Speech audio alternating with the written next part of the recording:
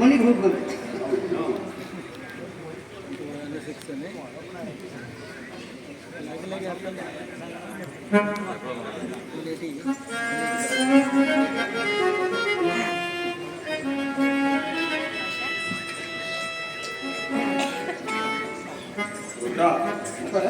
ನೋಡು, ಇನ್ಮೇಲೆ ನೀನು ನನ್ನ ಚಪ್ಪಲಿಗಳನ್ನ ನಿನ್ನ ಕೈಯಲ್ಲಿ ಹಿಡ್ಕೊಂಡು ತರಬಾರ್ದು. ಯಾಕ್ರಿ? ನೋಡು, ನೀನ್ ಮಾಡೋ ಈ ಕೀಳು ಕೆಲಸ ಯಾಕೋ ನನ್ನ ಮನಸ್ಸಿಗೆ ಒಪ್ತಾ ಇಲ್ಲ. ಯಾಕ್ರಿ? ಯಾಕೆ ಹಿಂಗೆ ಕೇಳ್ತೀನಿ? ನೋಡು, ನೀನು ಈ ಮನೆಯ ಆಳೆ ಆಗಿರ್ಬೋದು, ಆದ್ರೆ ನೀನೊಬ್ಬ ನಿಷ್ಠಾವಂತ ಸೇವಕ.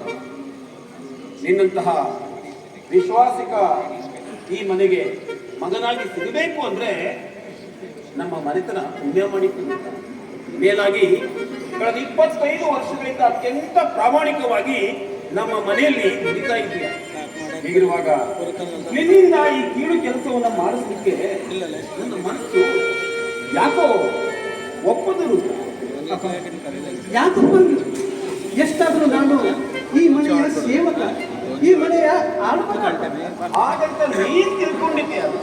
ನೋಡು, ನಾನಾಗ್ಲಿ ಮಾದೇವಿ ಆಗ್ಲಿ ನಿನ್ನನ್ನ ಯಾವತ್ತಾದ್ರೂ ಈ ಮನೆಯ ಆಳುಮಗ ಅಂತ ನುಡಿದೀವ? ಇಲ್ಲ. ನಿನ್ನಂತಹ ಪುಣ್ಯಾತ್ಮ, ನಿನ್ನಂತಹ ವಿಶ್ವಾಸಿಕ ಕೆಲಸಗಾರ ನಮ್ಮ ಮನೆಗೆ ಸಿಗಬೇಕು ಅಂದ್ರೆ ನಾವು ಹಿಂದಿನ ಜನ್ಮದಲ್ಲಿ ಪುಣ್ಯ ಮಾಡಿದ್ದೀವಿ.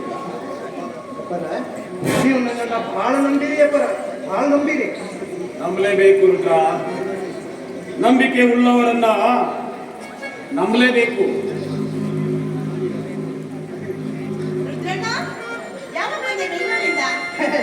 ನಿನ್ನೆ ಬಂದಿರಿ ಅವರ ನಿಮ್ಮ ಮಗ ಮಾಂತೇಶಪ್ಪನ್ನ ಬೆಂಗಳೂರಿಗೆ ಕರ್ಕೊಂಡು ಹೋಗೋ ಮುಂದೆ ಬಹಳ ಬಹಳ ಹಠ ಮಾಡ್ತಿದ್ರಿ. ಯಾಕಂದ್ರೆ ಇನ್ನೂ ಸಣ್ಣ ಕೂಸು, 5-6 ವರ್ಷದ ಮಗು, ಎಷ್ಟು ನೊಂದುಕೊಂಡ ಗೊತ್ತಿಲ್ರಿ. ಅದ್ರಾಗೂ ನಿಮ್ಮ ತಂಗಿ ಮನೆಯಾಗ ಬೆಂಗಳೂರಿನಾಗ ಅವ್ನು ಬಿಟ್ಟು ತರಬೇಕಾದ್ರೆ ಈ ನನ್ನ ಮನಸ್ಸು ಅನ್ನೋದು ಬಹಳ ಮರಗಾಗ್ತಿದ್ರಿ ಅವರ. ಆದ್ರೆ ನಿಮ್ಮ ತಂಗಿಯರು ಬಂದು ನಮ್ಗೆ ಸಮಾಧಾನ ಮಾಡಿ ಕಳಿಸ್ಕೊಟ್ರಿ. ಏನ್ ಮಾಡಿದ್ರೆ ನನಗಾದ್ರೂ ನನ್ನ ಮಗನ ಬಿಟ್ಟಿರ್ಬೇಕು ಅಂತ ಆಸೆ ಇದೆಯೇನು? ಇಲ್ವಲ್ಲ. ಅವನು ಇವರ ಅಪ್ಪನಂತೆ ವಿದ್ಯಾವಂತನಾಗಿ ಬುದ್ಧಿವಂತನಾಗಬೇಕು ಅಂತ ತಾನೆ ಬೆಂಗಳೂರಿಗೆ ಬಿಟ್ಟು ಬರಕ್ ಹೇಳಿದೆ. ಖಂಡಿತವಾಗಿ ಆಗ್ತಾನ್ರಿ ಅವರ, ಖಂಡಿತವಾಗಿ ಆಗ್ತಾನ. ನಮ್ಮ ದೊಡ್ಡದನ್ನೇ ಹಂಗ ನಮ್ಮ ಚಿಕ್ಕದನ್ನೇನು ಸುತ್ತ 40 ಹಳ್ಳಿ ಮಂದಿಗೂ ನ್ಯಾಯ ಹೇಳುವ ನ್ಯಾಯವಂತ ಹಾಕನ. ನಿಮ್ಗೇನಾರ 10 ಮಕ್ಕಳದಾಗ ಇರೋ ಒಬ್ಬ ಮಗ, ಹೆಣ್ಣಂದ್ರು ಅವನ, ಗಂಡಂದ್ರು ಅವನ ಅಂತದ್ರಾಗ ಇಡೀ ಸಾಮ್ರಾಜ್ಯಕ್ಕೆ ಮುಂದೆ ಯಜಮಾನ ಆಗ್ಬೇಕಾದವನು ಅಲ್ರಿ. ನಿನ್ನ ಮಾತು 100ಕ್ಕೆ 100 ಸತ್ಯ. ನನಗೆ 10 ಜನ ಮಕ್ಕಳಿದ್ದಾರ, ಇರೋದು ಒಬ್ಬನೇ ಒಬ್ಬ ಮಗ. ಮುಂದೆ ನನ್ನ ಮಕ್ಕಳಾಗಲ್ಲ ಅಂತ ಡಾಕ್ಟರ್ ಕೂಡ ಕೇಳ್ಬಿಟ್ಟಿದ್ದಾರೆ. ಆ ಒಬ್ಬ ಮಗನ ಹಡಿಬೇಕಾದ್ರೆ 10 ಅಮಾವಾಸ್ಯೆ ಉಪವಾಸದಿಂದ ಹಡಿದ ಮಗನಪ್ಪ ಅವನು. ಮಾದೇವಿ, ನೀನು ಮಗನನ್ನ ಹಡಿಬೇಕು ಅಂದ್ರೆ ನೀನೊಬ್ಳೇ ದೇವರಿಗೆ ಹರಕೆ ಹೊತ್ತಿಲ್ಲ ಕಣೆ. ನಮ್ಮ ರುದ್ರ ಕೂಡ ದೇವರಿಗೆ ಹರಕೆ ಹೊತ್ತಿದ್ದಾನೆ. ಹೌದಾ? ನೋಡಿ, ನಾನು ಮತ್ತೆ ಬಿಟ್ಟೆ ರುದ್ರಣ್ಣ. ವಯಸ್ಸಲ್ಲಿ ನೀ ನನಗಿಂತ ಚಿಕ್ಕವನಾದ್ರೂ ಗುಣದಲ್ಲಿ ನೀ ನನಗಿಂತ ದೊಡ್ಡವನಾಗ್ಬಿಟ್ಟಿಯಪ್ಪ. ನೋಡು ಮಾದೇವಿ, ನಮ್ಮ ಮನೆಯಲ್ಲಿ ಒಬ್ಬ ಮಗ ಹುಟ್ಲಿ ಅಂತ ಹೇಳಿ ಊರಲ್ಲಿರೋ ಎಲ್ಲ ದೇವರಿಗೂ ಹರಕೆ ಹೊತ್ತಿದ್ದಾನೆ. ಏನ್ ಗೊತ್ತಾ? ಊರಲ್ಲಿರೋ ಎಲ್ಲ ದೇವರಿಗೂ ಅಭಿಷೇಕ ಮಾಡಿಸಿ ಪ್ರಸಾದನ ಊರು ತುಂಬಾ ಹಂಚಿದ್ದೀನಿ ಅಂತ ಹರಕೆ ಹೊತ್ತಿದ್ದಾನೆ ಕಡೆ. ನಮ್ಮ ಮನೆಯಲ್ಲಿ ಚಿಕ್ಕವನಾಗಿರೋದು ಕೂಡ ನಮ್ಮ ಮನೆ ಮೇಲೆ ಬಹಳ ದೊಡ್ಡ ಅಭಿಮಾನ ಇದೆ ಕಡೆ. ನಿಜ ನಿಮ್ಮ ಮಾತು ರುದ್ರಣ್ಣ.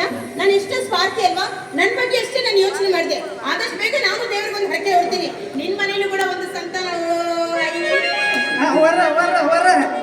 ಮಾತು ಮಾತಾಗ ಹೇಳೋದು ಮರ್ತು ಬಿಟ್ಟಿದ್ದೆ. ನಾನು ಬಸ್ಸಿಗದ ಅದ ಹಡಿಯಕ್ಕಂತ ತವ್ರ ಮನೆಯಾಗ ಹೋಗ್ಯಾನ. ಇವತ್ತೇನು ಅದು ಏನಂತಾರಲ್ರಿ, ಬ್ಯಾಂಕ್ ಬಂದಿತ್ತಂತಂದು ದವಾಖಾನೆ ಕರ್ಕೊಂಡು ಹೋಗ್ಯಾರಂತ. ಅದಕ್ಕೆ ನಾನು ನನ್ನ ಹೆಂಡತಿ ತವ್ರ ಮನೆಗೆ ಹೊಂಟೇನ್ರಿ ಅವರ. ಹೊಂಟಿರ್ಬೇಕು, ಹೋಗದೆ ಇನ್ನೇನ್ ಮಾಡ್ತೀಯ? ಏನ್ ಮನುಷ್ಯನು ಈ ವಿಷಯ ಇಷ್ಟು ದಿನ ನಮ್ಗೆ ಯಾಕೋ ಹೇಳಿಲ್ಲ? ಹೇಳಿದ್ರೆ ನಾನು ಮಾದೇವಿ ನಿಮ್ ಮನೆಗೆ ಬಂದು ನಿನ್ನ ಹೆಂಡತಿ ಶ್ರೀಮಂತನ ಭರ್ಜರಿಯಾಗಿ ಮಾಡ್ತಾ ಇದ್ವಿ. ಪರ ಹೇಳ್ಬೇಕಂತ ಇತ್ರಿ, ಆದ್ರ ನಿಮ್ ಮುಂದ ಅವರ ಮುಂದ ವಿಷಯ ಹೇಳಕ ನನಗೆ ನಾಚಿಕೆ ಬಂತ್ರಿ ಅಪ್ಪರ. ಎಂತ ಹುಚ್ಚನೋ ನೀನು.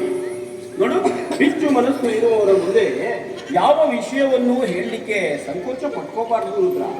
ಏನಾಗಿ ಮೆಚ್ಚಿಕೊಳ್ಳುವಂತಹ ವಿಷಯಕ್ಕೆ ಯಾವಾಗಲೂ ನಾಚಿಕೆ ಪಟ್ಕೋಬಾರ್ದು. ಇರ್ಲಿ ನೋಡು, ಒಂದು ಕೆಲಸ ಮಾಡು. ನಿನ್ನ ಹೆಂಡತಿ ಹೆರಿಗೆಯಾದ ನಂತರ ಗಂಡು ಮಗುವನ್ನ ಕರ್ಕೊಂಡು ನೇರವಾಗಿ ನಮ್ಮ ಮನೆಗೆ ಬಾ.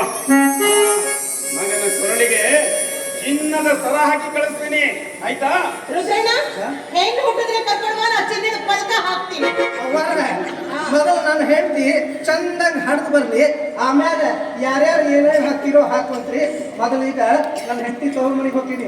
ದವಾಖಾನಿಗೆ ಬೇರೆ ಕರ್ಕೊಂಡು ಹೋಗ್ಯಾರಂತ ನನಗೂ ಭಾಳ ಹೆದರಿಕೆ ಆಗತೈತಿ. ನಾ ಈಗ ಹೋಗಿ ಬರ್ತಿದ್ರಿ ಅಪ್ಪಾರ, ಆಶೀರ್ವಾದ ಮಾಡ್ರಿ. ಹೋಗ್ಬಾರುದ್ರ ಬರ್ತಿದ್ರಿ ಅಪ್ಪ. ದೇವಿ ಏನ್ರಿ ದೇವಿ ಏನ್ರಿ ಇದಂತ ಮನುಷ್ಯ. ಹೌದು, ರುದ್ರಣ್ಣ ಮುತ್ತಿನಂತ ಮನುಷ್ಯ, ನೀವು ಚಿನ್ನದಂತ ಮನುಷ್ಯರು. ಅದನ್ನ ನೀವೇ ಹೇಳ್ಬೇಕು.